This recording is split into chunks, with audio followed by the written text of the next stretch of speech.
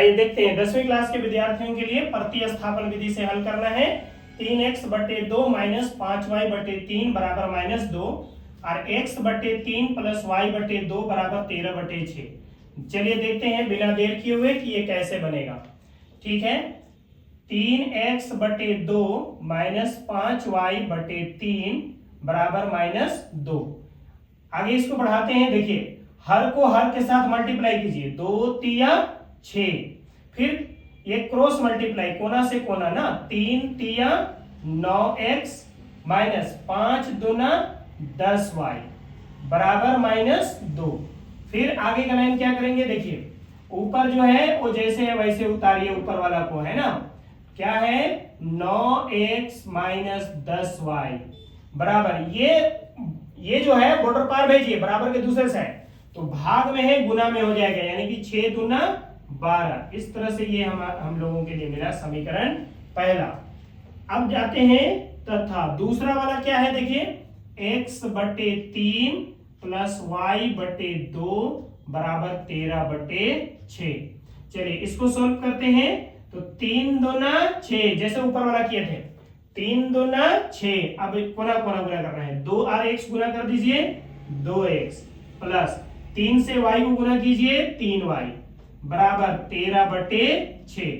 यहाँ पे देखिए समझने की जरूरत है, यहाँ पे हर में 6 है, यहाँ भी हर में 6 है। ठीक है, तो ये 6 और 6 कट जाएगा, बचेगा क्या 2x प्लस 3y बराबर 13। इस तरह से ये समीकरण दूसरा मिल गया। ठीक है, चलिए अब प्रतिस्थापन विधि को रूल को फॉलो करना शुरू करते हैं। समीकरण पहला से तो समीकरण पहला क्या दिया हुआ है बताइए, 9x माइनस 10y बराबर -12। तो अब हम लोग क्या करेंगे, किसी एक को अकेले रखना है, तो हम लोग 9x को ही अकेले रख देते हैं। तो -12 दूसरे साइड में पहले से ही है, और ये -10y को हम दूसरे साइड लेके जा रहे हैं, तो ये हो जाएगा +10y। ओके, चलिए अब आगे बढ़ाते हैं। देखिए अब x को केवल रखेंगे, तो x केवल रखेंगे तो क्या हो जाएगा, पहले से यहाँ पर -12 प्लस 10y है पहले से ही, तो बट्टे में आ जाएगा ये 9।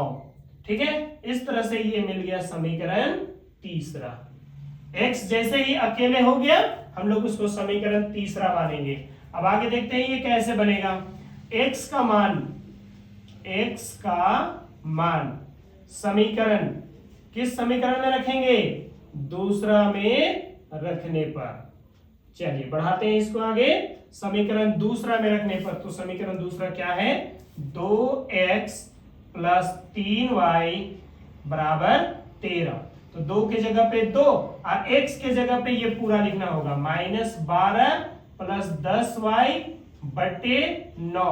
बड़ा दिख रहा है, डरना नहीं है, बनेगा, ये आराम से बनेगा, बराबर 13। चलिए देखते हैं, अगर ये कटता तो हर से काट देते, अगर नहीं कटा तो अंश से इसको गुना करेंगे। ठीक है, अंश के साथ गुना करेंगे। चलिए 2 और 9 नहीं कटेगा, अंश के साथ गुना करते हैं, 12 दूना 24 हो जाएगा, प्लस ये 10 से गुना करेंगे तो 10 दूना 20y बटे 9 प्लस 3y बटे 1, इसका बटा में कुछ नहीं है, 1 लिखेंगे, बराबर 13।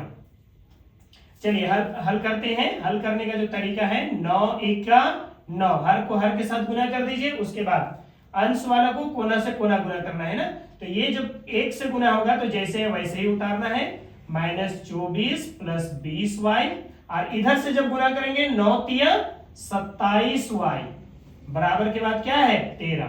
चलिए अब सॉल्व करते हैं। देखिए 20y और 27y, पहले तो -24 उतार लीजिए, 20y और प्लस 27y टोटल मिला के हो जाएगा 47y। ठीक है, बराबर है ना। अब हम लोग यहाँ पर 9 को 13 से गुना करेंगे, 9 तिया 27, 2 बच गया, 9 1 9 2 11, या 13 9 117 भी बोल सकते थे। चलिए आगे बढ़ाते हैं। 47y बराबर 117, ये -24 को दूसरे साइड में ले जा रहे हैं, ये हो जाएगा +24। आगे फिर बढ़ाएंगे, 47y बराबर 4 से 7 जोड़ दीजिए 11, 1 और 2 3 और 1 4, और ये एक उतार दीजिए 141। इस तरह से y बराबर कितना आया 141 बटे 47। तो 47 एका 47 और 47 दिया 141। 3 बार में ये 141 आ जाता है। आप चेक कर लीजिए 47 को 3 से गुना करके देखिए 141 आ जाएगा। इसलिए 47 एका 47 और 47 दिया 141 काट दिए एक ही बार में। तो इस तरह से y बराबर कितना आ गया 3। अब आप लोग को यहां से आगे खुद बढ़ाना है, ठीक है। y का मान समीकरण तीसरा में रखने पर, ये रहा समीकरण तीसरा, इसको सॉल्व करिए आप लोग खुद से, है ना, ये आप लोग के लिए काम।